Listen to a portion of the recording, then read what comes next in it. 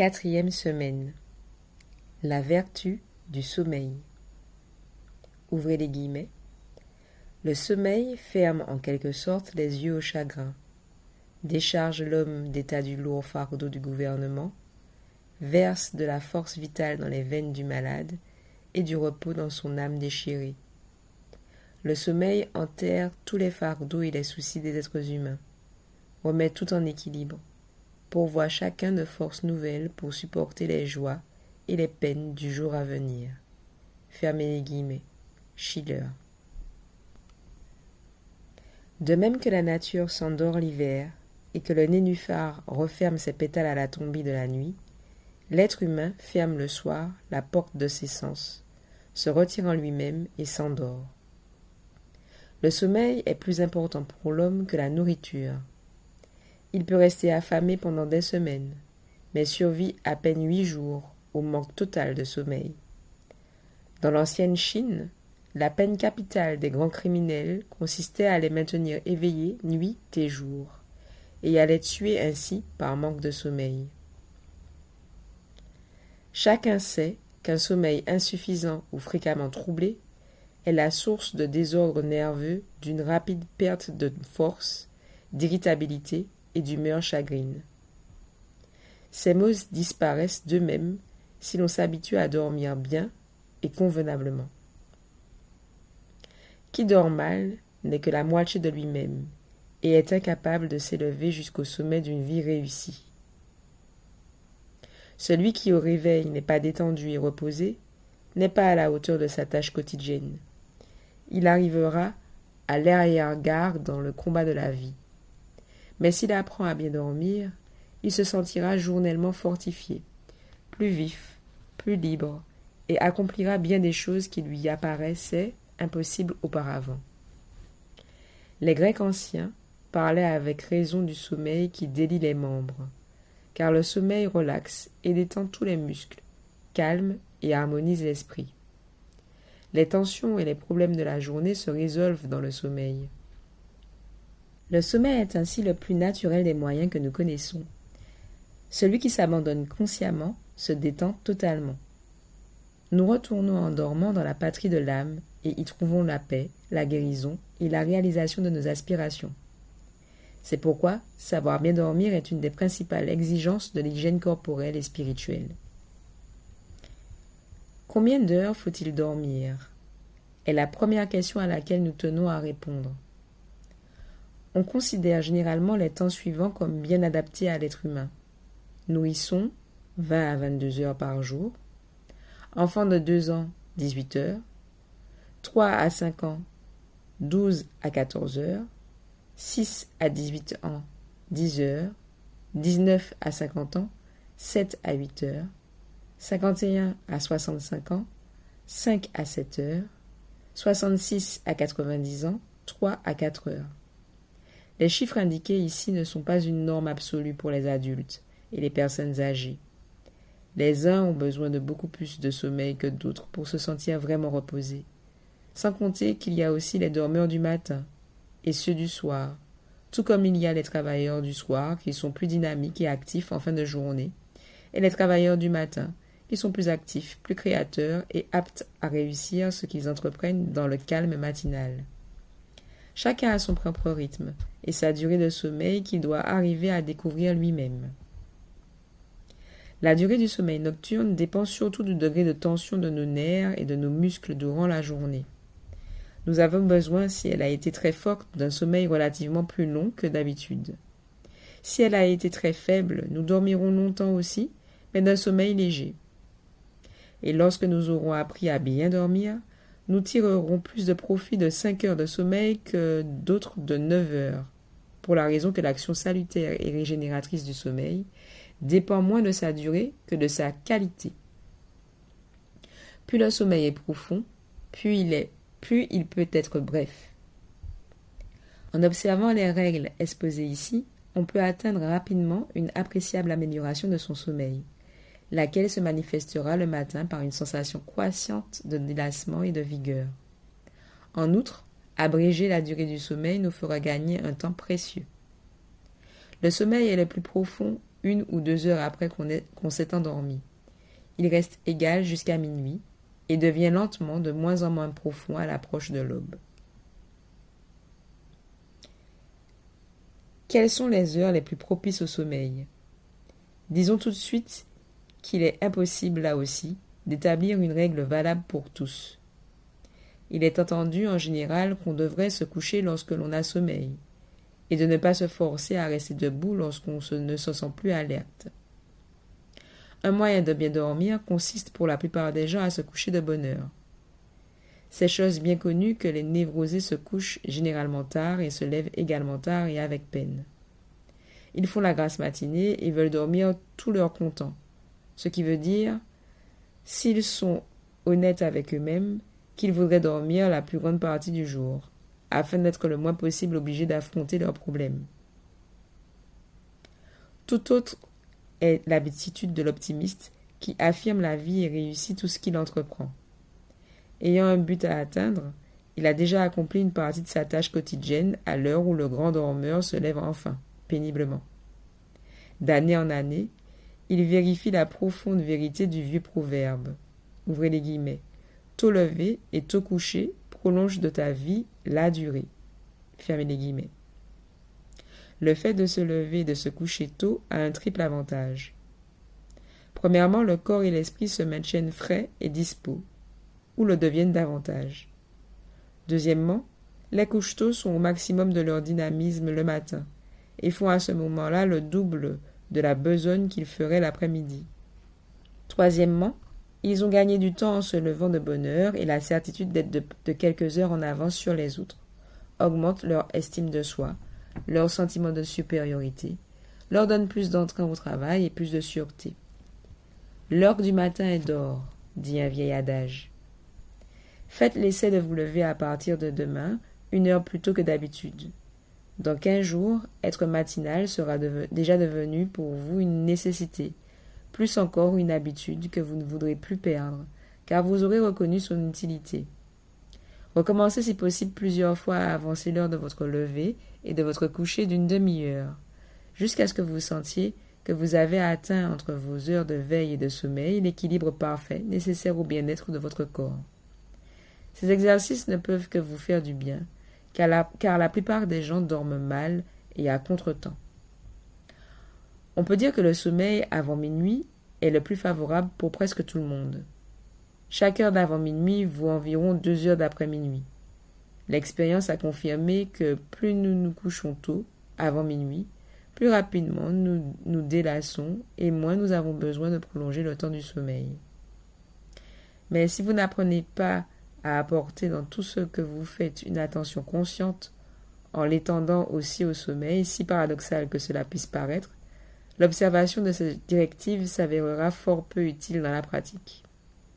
Il est donc nécessaire que nous apprenions à bien nous endormir, à bien dormir, à bien nous réveiller, pour nous élancer joyeusement dans le jour nouveau. C'est donc de ces 3 points que nous allons nous occuper.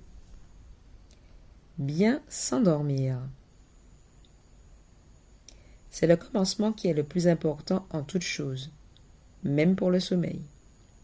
Bien dormir suppose que nous nous endormons naturellement, normalement. Interrogez-vous à ce propos. Comment vous endormez-vous? Dans quel état d'âme? Avec quelles inquiétudes? Quels soucis? Comment dormez-vous?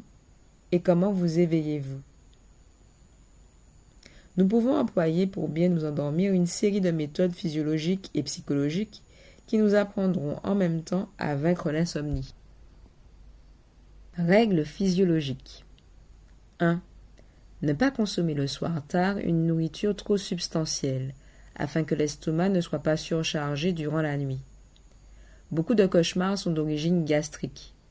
Il faut, lorsqu'on aime manger quelque chose avant de se coucher, ne prendre que des aliments légers, fruits, pain, lait caillé et autres mets analogues, et les mastiquer à fond.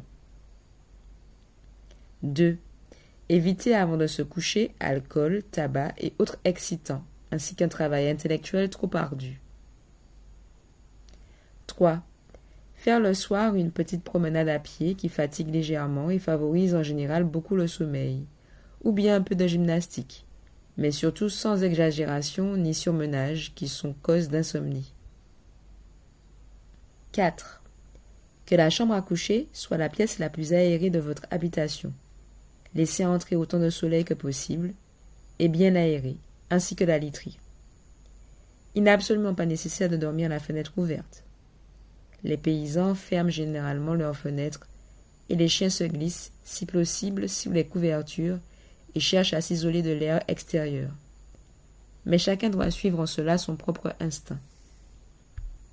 5. Faire dominer autant que possible la couleur bleue dans la chambre à coucher, avec des rideaux, lambrequins, tentures, tapis de cette couleur. Le bleu a un effet calmant, reposant, et appelle le sommeil. Le vert est également favorable au sommeil, alors que le jaune stimule, le rouge excite, le noir ou le gris déprime. 6. Évitez autant que possible le bruit au moyen de lourdes tentures et de bandes feutrées aux jointures des portes. Même si les bruits ne nous réveillent pas toujours, ils provoquent sûrement, ainsi que l'expérience l'a prouvé, une tension musculaire et une légère hausse de la pression artérielle. Tout ce qui excite les sens, lumière, bruit, froid, sujets intéressants, problèmes moraux, soucis, etc., doit disparaître de notre horizon physique et spirituel à ce moment-là. Ne pas se couvrir plus qu'il ne faut pour ne pas avoir froid. Le lit doit être autant que possible perméable à l'air, afin de ne pas empêcher la respiration de l'épiderme. 8.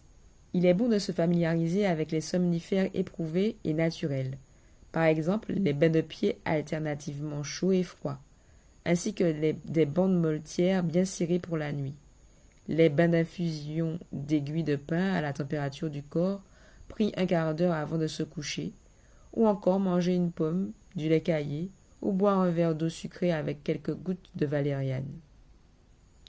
9. On peut aussi essayer l'effet apaisant de quelques gouttes d'un parfum agréable, quelconque, eau de Cologne, essence de lavande, de menthe, d'eucalyptus, répandue sur l'oreiller ou sur la chemise de nuit, notamment sur la région de la poitrine. La chaleur du corps fera s'évaporer lentement le parfum, qui pénétrera ainsi par le nez, la bouche et la peau, et produira son effet calmant favorisant ainsi le sommeil. 10. Il faut également prêter attention à la position du lit et s'arranger pour que la tête du lit soit au nord. Des insomnies peuvent être supprimées en le plaçant dans cette direction. Des gens sensibles assurent que la position de la tête vers le nord, c'est-à-dire dans la direction de la boussole, leur est plus agréable et salutaire. Pour d'autres, c'est la direction de l'est, c'est-à-dire suivant le mouvement rotatoire de la Terre. Il est bon également de prendre consciemment au lit la position précise dans laquelle nous dormons le mieux. Le corps agréablement détendu, l'esprit arrêté sur l'image de la paix, de l'harmonie et de la totale sécurité. Cela nous amène à parler des règles psychologiques en ce qui concerne le sommeil. L'entrée dans le sommeil ne s'effectue pas brusquement, mais peu à peu. D'abord apparaît la fatigue, suivie par l'obscurcissement progressif de la conscience d'être éveillé. La fatigue se mue en somnolence, les membres se relâchent, les muscles se détendent. La conscience du monde extérieur devient floue. Les sens arrêtent peu à peu leur activité.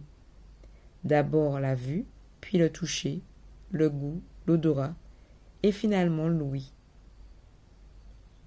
L'horizon visuel et spirituel se transforme de la même façon. Les images du jour sont remplacées par les images de la nuit, et nous entrons enfin dans le domaine sibyllin du rêve. La coordination consciente des idées cesse, et le jeu des pensées se fait plus libre, jusqu'à ce que, finalement, l'inconscient s'empare des rêves et impose ses lois au mental. Pendant ce temps, se produit dans le corps une diminution de la pression artérielle, un affaiblissement de l'activité cardiaque, un ralentissement du pouls, du rythme respiratoire et de la circulation du sang. Que pouvons-nous faire du côté psychique pour favoriser ce processus naturel? énormément. Bien s'endormir dépend en grande partie du mode de pensée. Le sommeil n'a en somme que peu à faire avec les résidus de la fatigue et une quelconque usure du corps. C'est plutôt un phénomène naturel et périodique comme le jour et la nuit, le flux et le reflux qui appartiennent à notre existence planétaire actuelle. Et il convient de distinguer le sommeil naturel de l'épuisement. Nos muscles restent contractés tant que nous continuons à réfléchir, à nous creuser la tête, à penser à nos soucis et à nos tâches. Le sommeil s'éloigne naturellement de nous parce que son essence même est la détente. Sans la détente, nous tomberions dans un de ces demi-sommeils agités dont nous sortons le matin comme roués de coups et plus fatigués qu'en nous endormant la veille. Il en résulte l'absolue nécessité, avant de nous endormir, de réduire nos pensées au silence, de détendre consciemment nos muscles et notre âme, d'apaiser nos sens, de nous décontracter ainsi bien physiquement que psychiquement. Nous pouvons également arriver à nous sentir fatigués en nous représentant aussi plastiquement que possible les processus du sommeil tels que décrits plus haut, et ressentir ainsi l'alourdissement des membres, la décontraction des muscles, l'affaissement du corps qui ne se raidit plus, le flottement des images du jour et leur disparition, etc., jusqu'à ce que nous sombrions dans le sommeil. Il est nécessaire néanmoins d'avoir fait auparavant table rase de tout ce qui occupe notre moi conscient. Pour bien nous endormir et dormir paisiblement, nous devons faire à fond le ménage de notre moi intérieur. Le sommeil nous fuit tant que nous sommes encore si peu que ce soit intéressés à quelque chose. Nous devons nous débarrasser de toute pensée, de tout intérêt, car l'essence même du sommeil est la totale indifférence envers ce qui nous entoure. Le plus important est de chasser la pensée de nos soucis, car les soucis chassent le sommeil. Les pensées de crainte, d'appréhension, de dépit, d'inquiétude ou d'autres de ce genre, et d'être tout à fait détendu. Nous devons entrer dans le grand silence de la nuit, déchargés de tout, et devons être nous-mêmes d'abord impassibles et paisibles avant que la paix nocturne nous entoure et nous rende des forces nouvelles. Pour nous réveiller frais et dispos, nous devons accéder au sommeil, allégé, ailé et souriant. Il est confirmé par l'expérience que les optimistes dorment généralement bien, alors que les pessimistes dorment mal et d'un sommeil agité, car ils s'imaginent être constamment entourés de dangers et de soucis de toutes sortes. Il s'agit maintenant de répondre à quelques questions et de donner quelques indications spécialement pratiques et utiles. Premièrement, lisez-vous au lit le soir. La lecture au lit, avant de s'endormir, contrarie généralement le sommeil, mais cela dépend en grande partie de ce qu'on lit.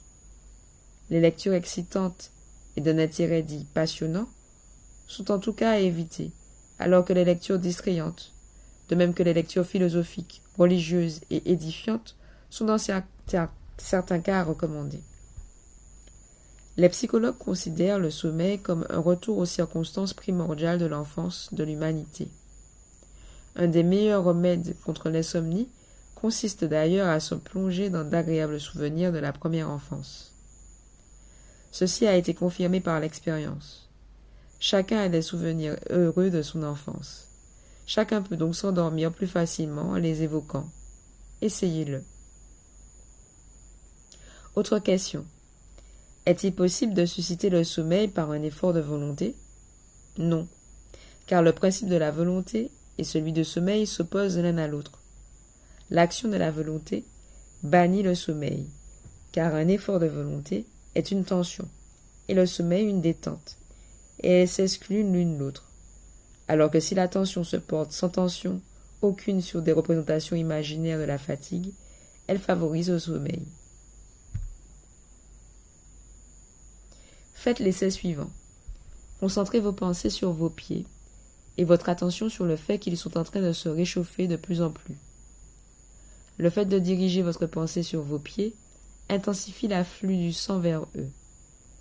et d'autant mieux si vous vous représentez ce processus d'une façon vivante et le ressentez physiquement. Le cerveau sera délesté en proportion, la tête sera plus fraîche, et ceci vous permettra de vous endormir plus facilement. Évitez tout effort d'imagination créatrice au cours de ce jeu. La sensation de chaleur et de lourdeur des pieds, ainsi que celle de détente et de fraîcheur dans la tête, ne s'en manifestera que plus facilement. Il arrive qu'on s'endorme avant d'avoir terminé cet exercice.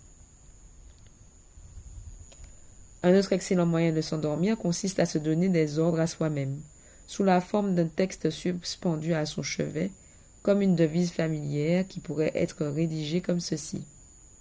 Ouvrez les guillemets. Je dormirai tranquillement cette nuit. Mon souffle sera égal et harmonieux, et me donnera de nouvelles forces. Je me lèverai demain frais et dispos, et irai à la rencontre du jour nouveau, joyeux et certain de ma victoire. Fermez les guillemets. Ou bien pénétrons-nous au moment de nous endormir de l'idée que le sommeil nous délassera et nous remplira de forces nouvelles. Tout de suite après, nous nous concentrerons sur la respiration jusqu'à ce qu'elle devienne absolument égale. Nous décontracterons alors tous nos muscles et nous nous dirons à peu près ceci. Ouvrez les guillemets. Je suis fatigué. Je dormirai profondément et me réveillerai demain matin joyeux, dispos et plein de forces nouvelles. Je suis fatigué. Mes membres sont lourds comme du plomb, lourds comme du plomb. Je dors, je dors, je dors. Fermez les guillemets. Nous sentirons en même temps le sommeil nous envahir, l'obscurité nous entourer, et l'esprit de la vie qui est en nous et agit par nous, nous prendre dans ses bras, comme une mère prend son enfant. Les insomnies et toutes leurs causes sont avant tout surmontées par une façon de penser juste, car elles proviennent directement d'idées et de modes de vie erronés, et ne peuvent par conséquent être supprimées par des somnifères. Bon nombre de ceux-ci ne provoquent pas un vrai sommeil. Ils étourdissent seulement, et certains d'entre eux sont des poisons pour les nerfs, ou ont d'autres effets nocifs secondaires. La guérison des nerfs ne peut être effectuée par des somnifères. Ils peuvent être une aide momentanée, parfois même nécessaire, mais il faut prendre en considération que les somnifères diminuent en général la capacité de sommeil naturelle, surtout lorsqu'ils sont devenus une néfaste habitude, et qu'on ne peut plus dormir sans en prendre. Que celui qui est momentanément persuadé ne pouvoir se passer de somnifères essaie d'employer des moyens soporifiques naturels et inoffensifs au lieu de narcotiques. Nous verrons au cours de notre auto-éducation que les moyens extérieurs ne sont pas indispensables et que ce sont plutôt les pensées qui ont le dernier mot en la matière. Celui qui a découvert la bonne attitude à prendre pour dormir est maître de lui. Il arrive à tirer un grand repos, même d'un sommeil de courte durée, et à se sentir rénové en quelques heures. Il apprendra à s'harmoniser intérieurement et à écarter les effets des inharmonies et des tensions intérieures qui sont à l'origine des insomnies. Il se dépouillera en outre de toute pensée égoïste, jalouse, avide, qui le crispe et le raidisse, et les remplacera par des sentiments d'amour, d'entraide, et deviendra ainsi plus libre intérieurement et plus détendu. Il découvrira les origines de son sommeil troublé, sentiments inavoués et inconsciemment hostiles, qu'il transformera en images joyeuses et bienveillantes. Le plus grand obstacle au sommeil est la peur de l'insomnie, car la peur est une tension des nerfs, et toute tension écarte le sommeil. Il y a même ici une surtension, la peur d'être gagné par la peur de l'insomnie qui nous empêche finalement de dormir. Celui qui désire bien s'endormir et bien dormir doit éviter de se préoccuper inutilement de son sommeil et de se demander tout le long du jour « Dormirai-je ou non cette nuit ?» Qui ne pense pas non plus « Je ne puis pas manger ceci ou faire cela car cela m'empêcherait de dormir. Je n'ai pas observé telle ou telle règle. Comment pourrais-je dormir ? Si seulement cette visite pouvait s'en aller. Je suis fatigué et le moment psychologique le plus favorable au sommeil est passé. Je ne pourrai plus m'endormir, etc., etc. La crainte de ne pas dormir raidit et maintient éveillé, alors que l'indifférence et l'absence de crainte détendent et favorisent le sommeil. Le manque de foi dans la possibilité de bien dormir est à la base de bien des insomnies, alors que la certitude de pouvoir bien dormir n'importe où, à n'importe quel moment, est un somnifère de premier choix. Le raidissement de la volonté est lui aussi à éviter. Ouvrez les guillemets. Je veux absolument dormir, mais je n'y arrive pas. Fermez les guillemets. Bien entendu qu'on n'y arrive pas, car le sommeil est l'exception bien connue à la règle qui proclame « vouloir, c'est pouvoir ». Le sommeil n'a rien à voir avec la volonté, mais uniquement avec la pensée. C'est en cela que la plupart des gens font fausse route. Ils concentrent leurs pensées sur tout ce qui trouble le sommeil, au lieu de les fixer sur le sommeil lui-même. Et au lieu d'appeler en pensée les paisibles images d'un repos total, ils se représentent tous les obstacles imaginaires qui les empêchent d'arriver au sommeil tant désiré. Les gens nerveux, sujets aux insomnies, feraient bien de penser aussi peu que possible au sommeil et de ne se demander s'il viendra ou non. L'indifférence est le meilleur et le plus rapide moyen de relâcher les crispations intérieures, afin que le sommeil survienne, sans qu'on s'en doute. Moins nous prenons au tragique nos heures d'insomnie, plus nous les remplissons tout simplement d'idées agréables et positives, moins elles sont nuisibles, et puis elles se font rares. Nous n'avons rien à craindre des suites fâcheuses de l'insomnie. C'est la peur des insomnies qui est fâcheuse. Les insomnies occasionnelles ne nuisent pas à la santé. Si nous ne dormons pas une nuit entière, notre corps regagnera une autre nuit ce dont il a besoin. Le sommeil est une chose naturelle et survient, comme tout ce qui est naturel, de soi-même, à moins qu'on ne l'en empêche. Que faire au cours d'éventuelles heures d'insomnie? Le mieux est de les employer à faire une retraite dans le silence, un retour sur soi, car bien souvent, une heure d'insomnie nous apprend que nous avons enfreint une loi de la vie, et nous montre ce que nous devons faire pour réparer le dommage causé par notre erreur. En de telles heures, on se demandera « Que devrais-je faire ?» Et il se peut qu'alors il nous vienne à l'esprit une chose ou une autre que nous aurions dû faire, ou ne pas faire, ou faire autrement. Ou encore, nous nous souviendrons d'une parole trop dure adressée à quelqu'un, ou d'une colère rentrée, ou d'un problème qui exige d'être éclairci, de quelque chose en nous qui nous harcèle et cherche à se libérer. Nous savons maintenant ce qu'il y a à faire. Nous élucidons la question et remettons notre décision au lendemain. Nous faisons ainsi de nécessité vertu.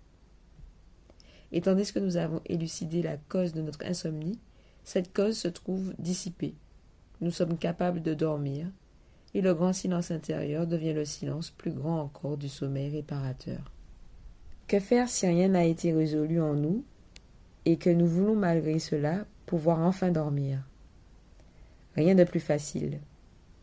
Le secret consiste à transformer la tension en détente, c'est-à-dire en sommeil, par le complet abandon de soi. Abandonnons-nous entièrement à l'idée « je suis fatigué ».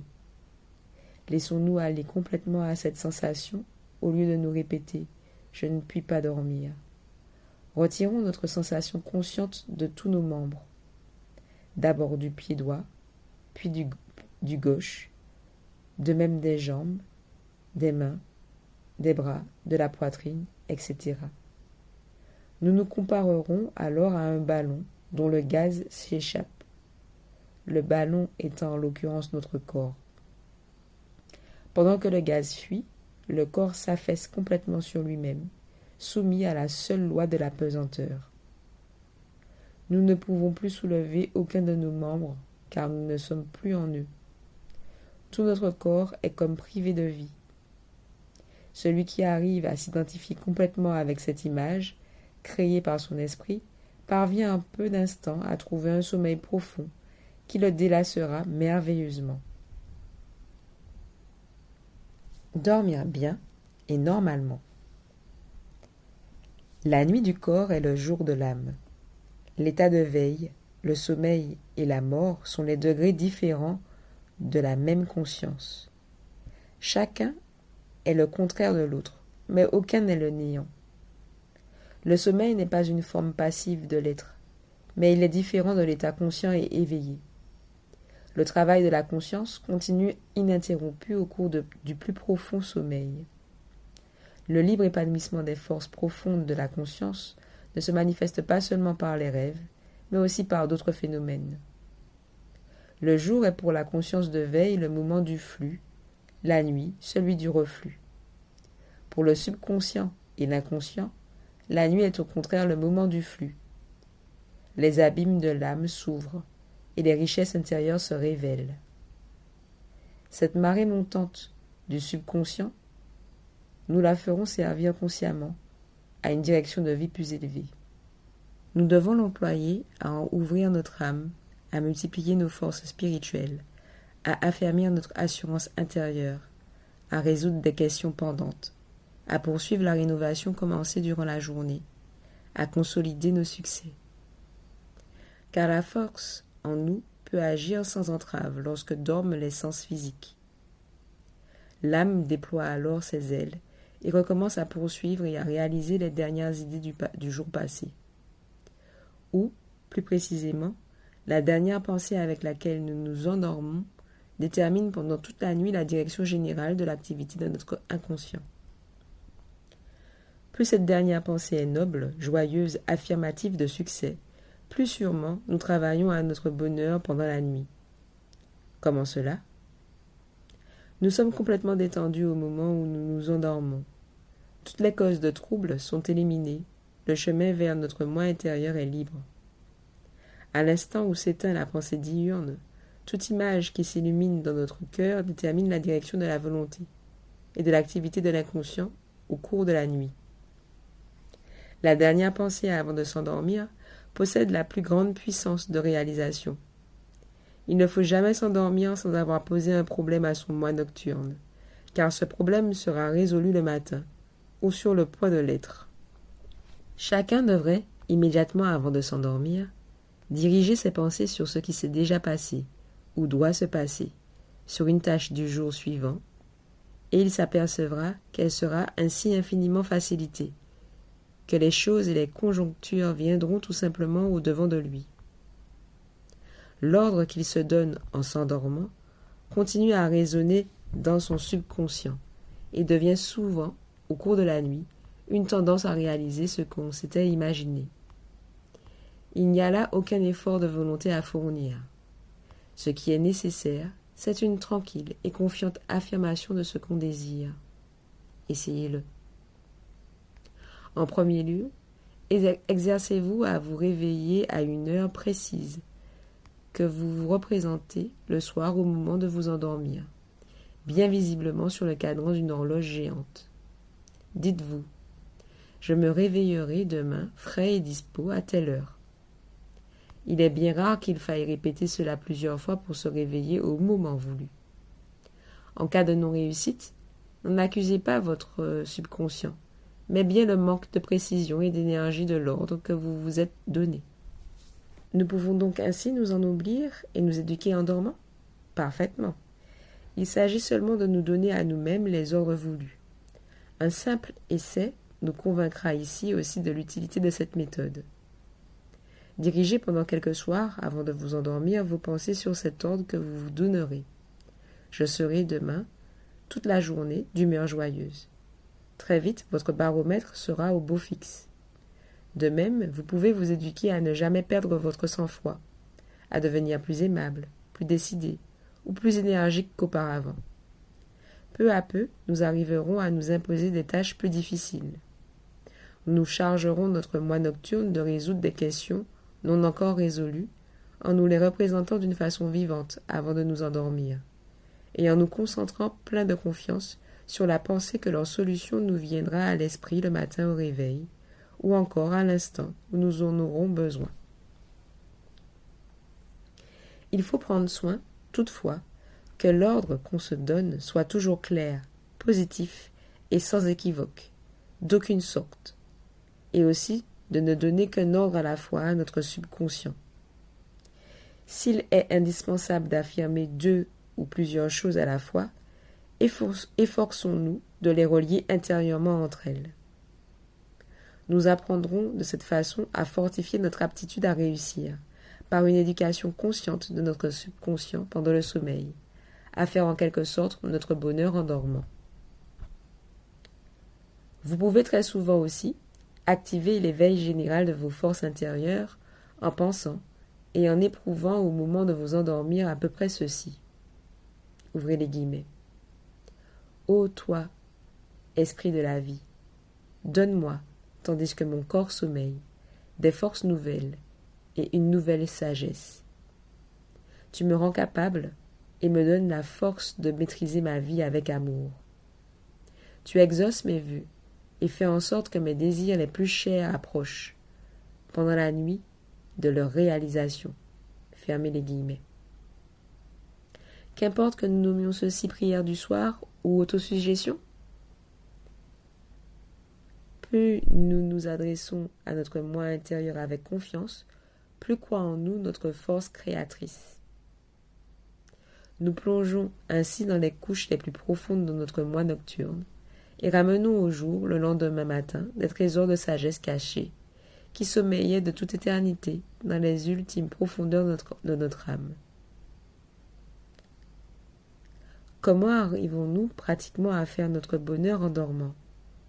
Comment devons-nous utiliser le savoir plus étendu de notre super-conscience pour parvenir au cours de la nuit à résoudre des problèmes au sujet desquels notre moi diurne s'est tourmenté en vain?